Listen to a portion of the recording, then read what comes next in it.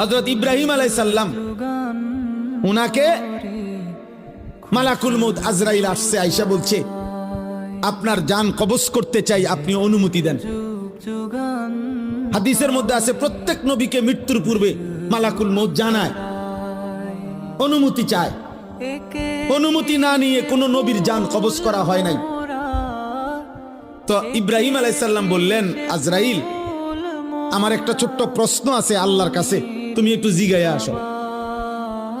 যাও তুমি জিগাও। তো আজরাইল মালাকুল মউত বলছে আচ্ছা বলে।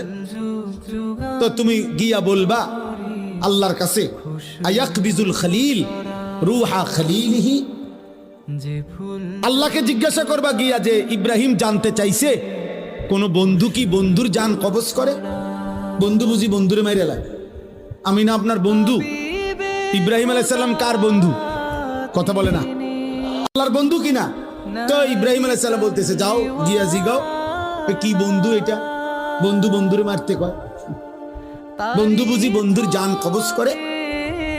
সুবহানাল্লাহ। আল্লাহ তাআলা তখন বললেন, জিব্রাইল আরে আজরাইল মালাকুল মউত, তাহলে এক কাজ করো, তোমারে আমি আরেকটা প্রশ্ন করতেছি ইব্রাহিমকে বলার জন্য, তুমি হেঁটে গিয়া কও, যাও আবার যাও। তো মালাকুল মউত এসে এবার ইব্রাহিম আলাইহিস সালামকে বললেন, আপনার কথার জবাবে আল্লাহ তাআলাও একটা প্রশ্ন করছেন, আপনি এটার উত্তর দেন। তো বলছে কি? তো আল্লাহ তাআলা জানতে চাইছেন আয়াকরাহুল খলিল লিকা খলিলিহি, বন্ধু কি তাহলে বন্ধুর মুলাকাত সাক্ষাৎ চায় না?